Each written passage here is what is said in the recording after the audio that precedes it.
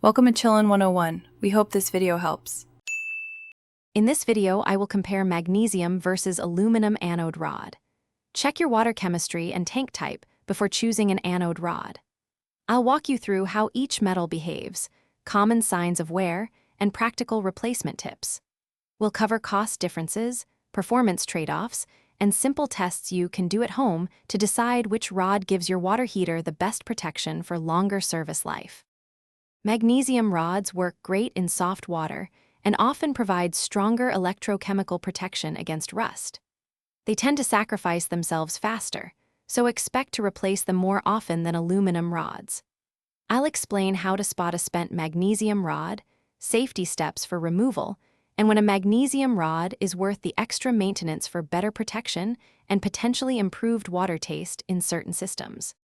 If you're finding this video helpful, please like and subscribe to support the channel and get more home maintenance guides. Quick recommendation. A book called The Simple Path to Wealth can change how you think about money, and it's a great companion when budgeting for home upgrades like anode rod replacement.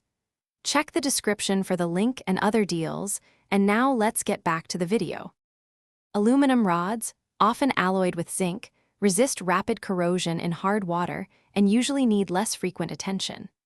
They can leave chalky white deposits and sometimes underperform in very soft water compared to magnesium.